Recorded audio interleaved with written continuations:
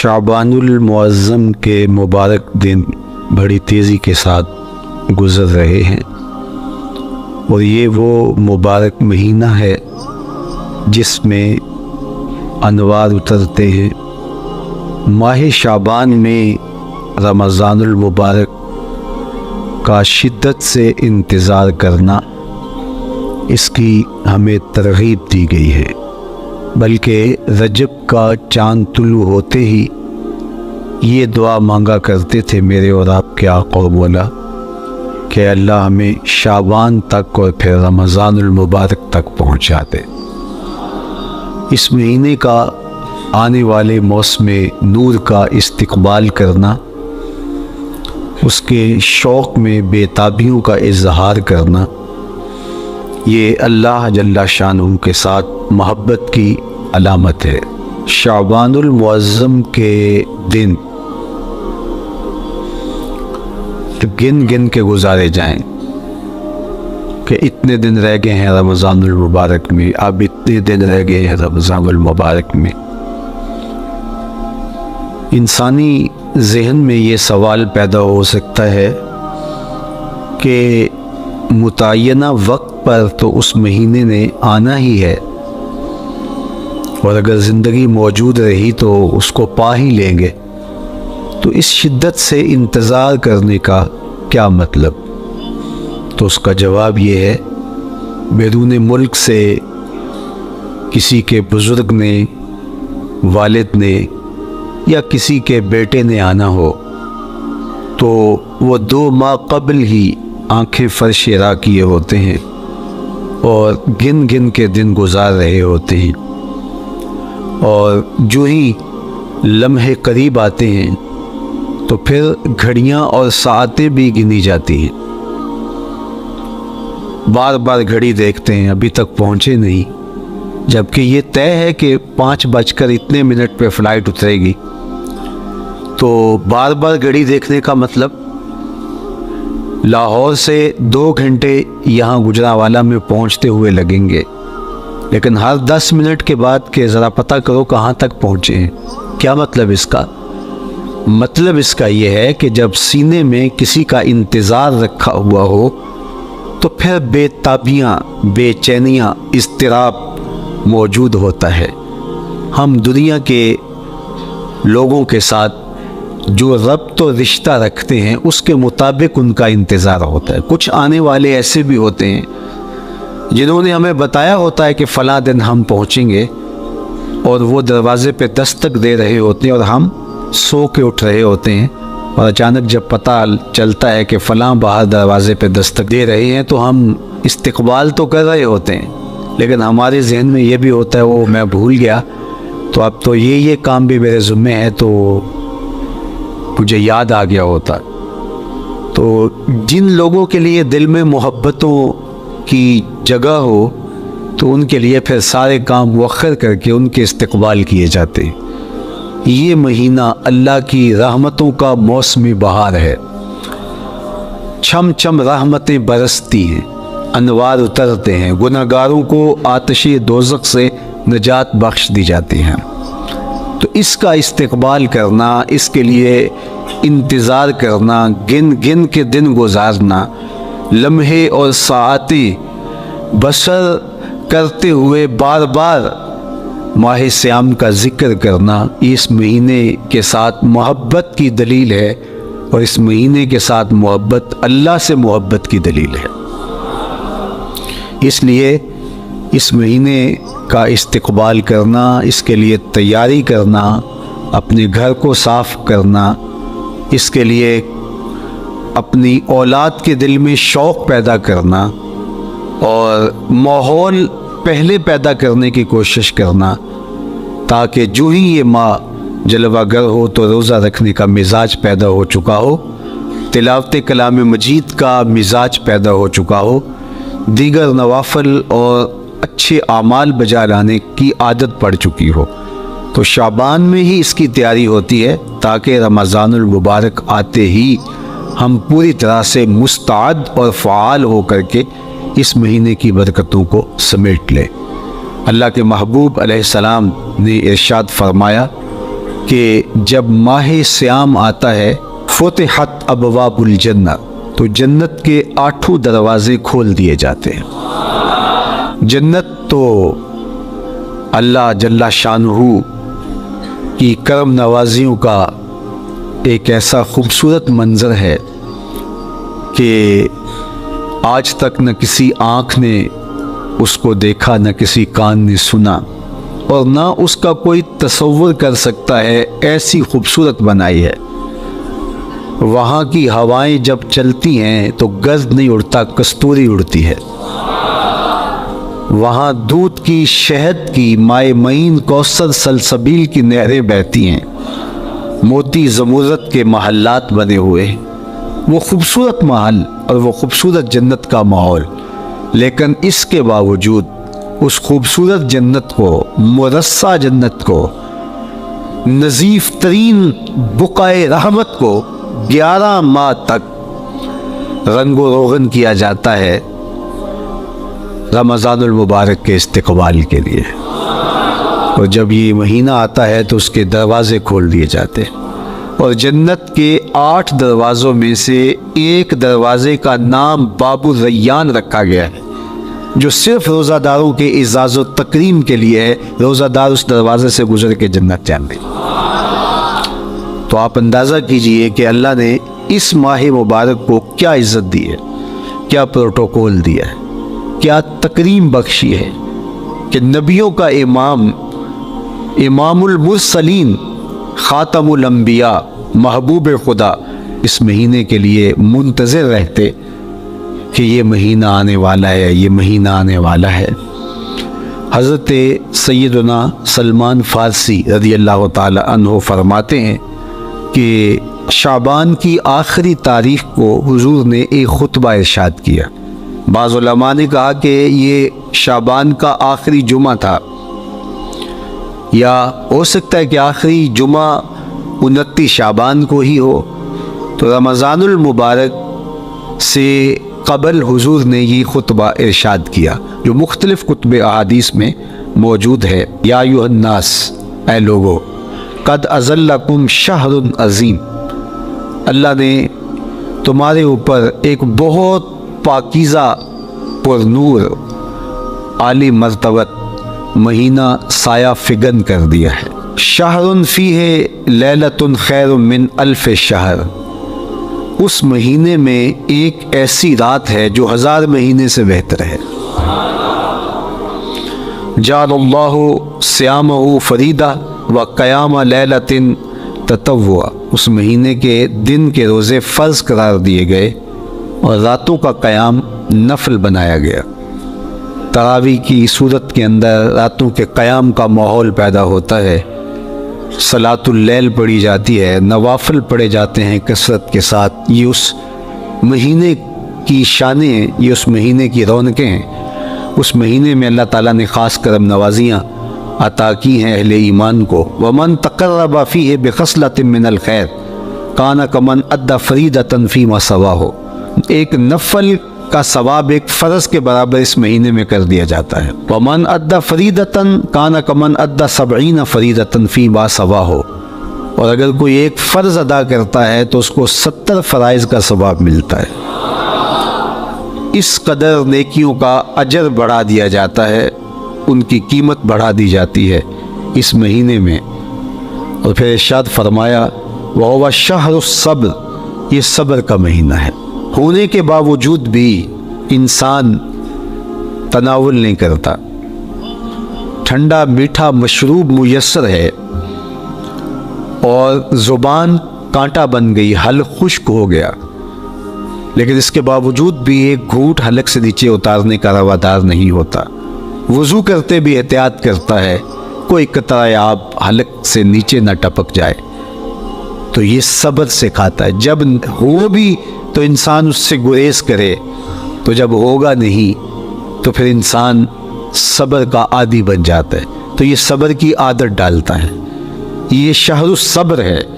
پھر فرمایا والصبر ثوابہ الجنہ، اور سنو صبر کا ثواب جنت ہے۔ جو شخص صابر ہوتا ہے اس کا صلہ جنت کی صورت میں عطا کیا جائے گا۔ वशहरुल मवासात, और ये हमदर्दी का महीना है, बाहमी प्यार का महीना है, उल्फते बांटने का महीना है, नरम दिली का महीना है, एक दूसरे के एहसास का महीना है। जब कोई शख्स भूख और प्यास काटता है तो उसको फिर महसूस होता है बिलखुसूस उमरा कि भूख क्या बला होती है, और जो नाने शबीना को तरसते हैं और जिन्हें खाना मुयस्सर नहीं आता उनकी ज़िंदगियाँ कितनी तल्ख होती हैं। तो भूख और प्यास एहसास पैदा करती है उन लोगों का कि जो अल्लाह की दी हुई नेमतों से महरूम हैं।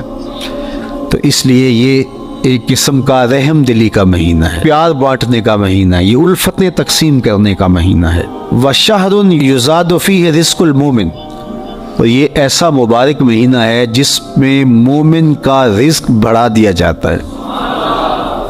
रोज़ा खाना बचाने के लिए, ये अखराजात कम करने के लिए नहीं है, बल्कि इसमें आपका रिज़्क और बढ़ जाता है। ऐसी ऐसी नेमतें खाने को उन लोगों को भी नसीब हो जाती हैं आम दिनों में जो उनका मकसूम नहीं होती। दस्तरखान लगते हैं, इफ्तारियाँ होती हैं, सहरी के लम्हात होते हैं, कोई किसी को वैसे खाना खिलाए तो उस दस्तरखान पे खाने के लिए आना उसका और रंग होता है।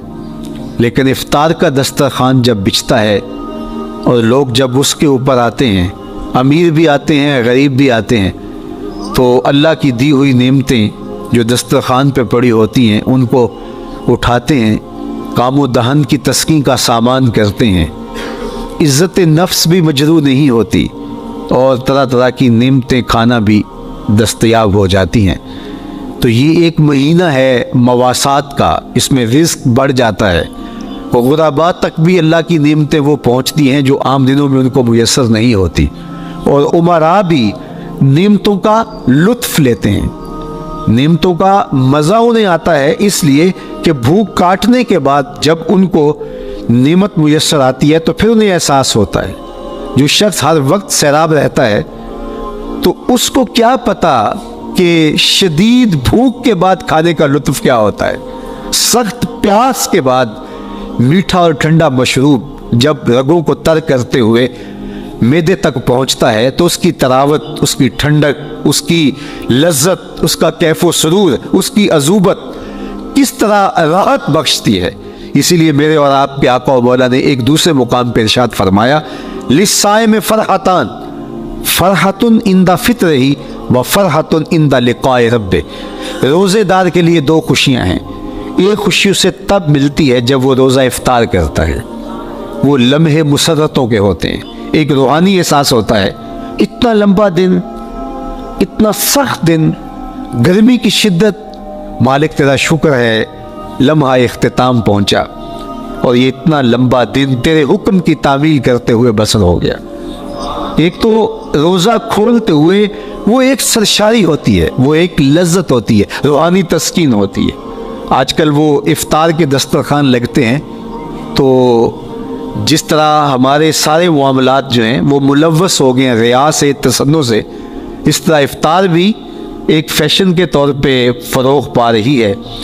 तो उसमें उमरा को और शख्सियात को बुलाया जाता है और ऐसे लोग कसरत के साथ होते हैं जिनका रोज़ा भी नहीं होता।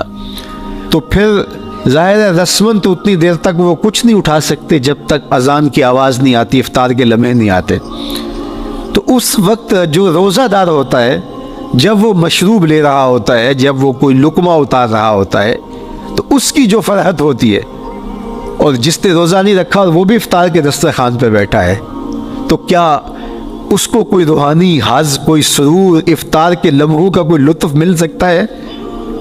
वो बेचारा कितना बेचैन होता होगा कि ये शख्स है, कमज़ोर है, सारा दिन मजदूरी करके आया है और इसका भी तो सारा दिन गुजर गया भूख और प्यास से, और मैं सेहतमंद हूँ और सारा दिन ठंडे माहौल में रहा हूँ और मुझे तौफीक नहीं मिली। तो वो घूंट कितने मुश्किल उसके लिए होते होंगे। और रोज़ादार के लिए किस कदर वो आसूदा बख्श लम्हे होते हैं कि जब उसको ये मुसरत हो रही होती है कि मालिक तेरा शुक्र, गर्म मौसम, ज़ुबान कांटा, हल्क खुश्क, और तूने तकमील तक लम्हे पहुँचाए और मेरा दिन खैरियत से गुजर गया, तो वो उसके लिए एक खुशी का लम्हा, रूहानी मुसरत की कैफियत। और दूसरी कि जब वो ठंडा और मीठा मशरूब, सारे दिन की सूखी हुई ज़ुबान और खुश्क हलक, और इंसान की जो है वो रगें भी, अंतड़ियाँ भी खुश्क हो चुकी होती हैं, तो ठंडा और मीठा मशरूब जब इंसान के मैदे की तरफ बढ़ रहा होता है, ज़ुबान बोले ना बोले, एक एक दुआ अल्लाह की हम्द बोल रहा होता है, और तशक्कुर इंसान के रगो रेशा से अदा हो रहा होता है, और उसकी कैफियत, उसकी सरशारियाँ, उसकी लज्जतें वो देखने की होती हैं। तो कहा लिस्साए में फ़रहतान, रोज़ेदार को तो एक फ़रहत उस वक्त मिलती है इंदा फित्र ही, जब वो रोज़ा खोलता है, रूहानी फ़रहत भी, जिस्मानी फ़रहत भी। व फ़रहतुन इंदा लिक़ाए रब्बे, और दूसरी फ़रहत और दूसरी खुशी उसे तब मिलेगी जब इस रोज़े के सिले में अल्लाह ताला अपने रुख अनवर से पर्दा उठा देगा और रोज़ादार को अपने दीदार की दौलत अता करे, तो वो फिर मंजर देखने वाला होगा, रोज़ादार की आंखें ठंडी हो जाएंगी। असल इफ्तार तो वो होगी ना, अल्लाह अकबर, असल तो शरबत दीदार मिलेगा जो रूह की प्यास बुझा देगा, जो मन की भूख मिटा देगा। तो कहा लिस्साए में फ़रहतान, फ़रहतुन इंदा फित्रही व फ़रहतुन इंदा लिक़ाए रब्बे, रोज़ादार के लिए दो खुशियाँ हैं। एक खुशी वो है जब उसके जिस्म की प्यास बुझती है, और एक खुशी तब मिलेगी जब रूह की भूख मिटेगी, जब मन की प्यास बुझेगी, और फिर वो सरशारियों के आलम में देखता ही चला जाएगा, और वो सैराब ही नहीं हो पाएगा कि मैं इन दो आंखों से देख रहा हूँ, काश के लू लू दे मुड लक लक चश्मा, एक खोला थे एक कज्जा हो। वो इस आरज़ू में होगा कि मेरा रवा रवा आँख बन जाए और मैं इस दीदार से फैज़याब होता चला जाऊँ। तो वो क्या लम्हे होंगे, वो क्या घड़ियाँ होंगी, वो क्या सातें होंगी, कोई लफ्ज़ नहीं है जिन लफ्ज़ों में इन हकीकतों को बयान किया जा सके, इसलिए कि वो मंजर ही वराउल वरा होगा। तो रोज़ादार को फ़रहत मिलती है जब वो रोज़ा खोलता है। फरमाया व शहरुन युज़ादु फ़ीहि रिज़्क़ुल मोमिन, इसमें मोमिन का रिज़्क़ बढ़ा दिया जाता है। व मन फ़त्तरा फ़ीहि साइमन काना मग़फ़िरतन लिज़ुनूबिही, जिसने रोज़ादार का रोज़ा इफ़्तार करवाया। अल्लाह के महबूब फरमाते हैं कि एक तो ख़ुद रोज़ा रखा, और दूसरी सआदत ये है कि माह सियाम में रोज़ादार का रोज़ा इफ़्तार करवाया। आप शरीयत बैज़ा को बनज़र अमीक मुताला करके देखें, माह सियाम में बहुत ज़्यादा इस बात पे ज़ोर दिया गया है कि रोज़ा इफ़्तार करवाओ।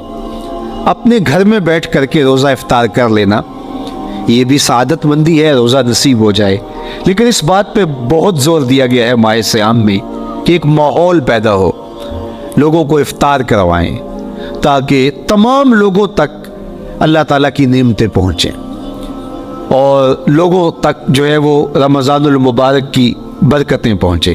तो इरशाद फरमाया वमन फ़त्तरा फ़ीहि साइमन, जिसने रोज़ेदार का रोज़ा इफ़्तार करवाया, काना मग़फ़िरतन लिज़ुनूबिही, तो वो इफ़्तार करवाने वालों के गुनाहों की बख्शिश का ज़रिया बन जाएगा। ये इफ्तारी गुनाहों की मग़फ़िरत का सबब बन जाएगी। व इत्का रक़बत ही मिनन्नार, और आतिशे दोज़ख से गर्दन की आज़ादी का मुजदा जा फ़िज़ा बन जाएगा। ये अमर कि उसने किसी का रोज़ा इफ़्तार करवाया। व कान लहू मिस्लु अजरिही मिन गैर अन यनक़ुसा मिन अजरिही शै, और रोज़ा इफ़्तार करवाने वाले को रोज़ा रखने वाले जितना अजर ही दिया जाएगा, लेकिन रोज़ा रखने वाले के अजर में भी कोई कमी नहीं वाक़या होगी। जितना उसने सारे दिन की भूख और प्यास काट करके तकलीफ़ उठा करके रोज़ा रखा, जिसने शाम को उसको इफ़्तार कर दिया उतना ही सवाब उसको अता कर दिया जाएगा, उसका अजर कम किए बगैर। अल्लाह अकबर, ये उम्मत के लिए अल्लाह ने क्या पैकेज दिया है, क्या करम नवाजियाँ हैं इस उम्मत के लिए। आका करीम ने इरशाद फरमाया, एक शख्स सुबह से लेके ज़ोहर तक मजदूरी करता है, उसको एक कीरात दिया जाता है, اور ایک شخص ظہر سے لے کر عصر تک مزدوری کرتا ہے، اس کو بھی 1 قیراط دیا جاتا ہے، اور ایک عصر سے لے کر مغرب تک مزدوری کرتا ہے، اس کو 2 قیراط دیے جاتے ہیں۔ فرمایا پہلی مثال یہود کی ہے، دوسری مثال نصارہ کی ہے، اور تیسری مثال میری امت کی ہے۔ یہودیوں نے اور عیسائیوں نے اس پہ اعتراض کیا کہ ہمارا اجر کیوں تھوڑا ہے؟ تو میرے اور آپ کے آقا و مولا نے فرمایا تمہارا تھوڑا نہیں، ہمارا زیادہ ہے۔ آج کل اگر 1000 روپیہ مزدوری چلتی ہو مزدور کی، تو کوئی شخص صبح سے شام تک ایک شخص سے مزدوری کروائے اور 1000 روپیہ دے دے، اور دوپہر کو اڈے سے جا کے ایک مزدور اور لے آئے اور شام کو اس کو بھی 1000 روپیہ دے آئے، اور ایک شخص کو عصر کے وقت لائے اس کو 2000 روپیہ دے دے، تو 1000 والا کہے کہ میرے سے زیادتی ہوئی ہے، تو اس سے زیادتی تو نہیں ہوئی، اسے تو پوری مزدوری دی گئی۔ اب اس پہ مہربانی ہوئی ہے، اس پہ رحمت ہوئی ہے۔ تو کہا یہود اور نصارہ کی یہ مثال ہے، ایک صبح سے ظہر تک مزدوری کرے اس کو 1 قیراط، ایک ظہر سے عصر تک مزدوری کرے اس کو بھی 1 قیراط، اور تیسرا بہت تھوڑا وقت عصر سے مغرب تک مزدوری کرے اس کو 2 قیراط۔ کہا یہ امت محمدیہ علی صاحب الصلوات کو دیا گیا نور ہے۔ تو ایک شخص نے سویر سے لے کر شام تک روزہ رکھا، بھوک کاٹی، پیاس کاٹی، سخت شدت کی گرمی سہی، اور ایک شخص نے شام کے وقت اس کو روزہ افطار کروا دیا۔ اور سنو حضور علیہ الصلوۃ والسلام کا فرمان، جب حضور نے فرمایا کہ اس کو پورا اجر ملے گا پہلے کے اجر کو کم کیے بغیر، تو صحابہ کا تو دل تڑپنے لگا کہ یہ کتنی بڑی بات ہے۔ اب آپ جانتے ہیں کہ یہ زمانہ ایسی معاشی خوشحالیوں کا نہیں تھا، لوگوں کے پاس تو نان شبینہ بھی میسر نہیں ہوتا تھا۔ تو صحابہ نے جو سوال کیا، قالوا یا رسول اللہ صلی اللہ علیہ وسلم، انہوں نے کہا ہے اللہ کے پیارے رسول صلی اللہ علیہ وسلم، لیسا کلنا یجد ما یفطر الصائم، ہم میں سے تو ہر بندہ یہ طاقت نہیں رکھتا کہ روزہ دار کو روزہ افطار کروا دے۔ تو یہ اتنی بڑی سعادت، تو یہ تو پھر اہل زر ہی یہ سعادت حاصل کر پاتے ہیں۔ ہمارے جیسے لوگ تو پھر جو مال و دولت نہیں رکھتے تو وہ تو پھر یہ سعادت نہیں حاصل کر پائیں گے۔ تو میرے اور آپ کے آقا و مولا نے کیا فرمایا؟ قال، حضور نے ارشاد فرمایا، یؤتی اللہ ھذا الثواب، یہ ثواب اللہ اسے شخص کو بھی عطا کرے گا، من فطر صائما علی مزقۃ لبن او تمرۃ او شربۃ من ماء، فرمایا کہ یہ اجر اللہ اس کو بھی عطا کرے گا جس نے کسی کا روزہ 1 گھونٹ دودھ سے کھلوا دیا، یا 1 کھجور سے کھلوا دیا، یا پانی کے 1 گھونٹ سے اس کا روزہ افطار کروا دیا۔ لازمی نہیں ہے کہ دسترخوان سجا ہو، انواع اقسام کے کھانے پڑے ہوں اور وہ افطاری ہی افطاری قرار پائے گی۔ جس نے کسی کو وہاں باہر ٹوٹیوں سے پانی کا گلاس بھر کے، کٹورا بھر کے سادہ پانی بھی پیش کر دیا تو اس کو بھی ثواب مل جائے گا۔ کتنا ثواب ملے گا؟ پورا روزہ رکھنے کا ثواب اس کو ملے گا۔ کتنی رحمتوں کی لوٹ سیل لگی ہے۔ کوئی ایسے بھی بانٹتا ہے، کوئی ایسے بھی کرم نوازیاں ہوتی ہیں، لیکن میرے رب کے خزانے کتنے کھلے ہیں۔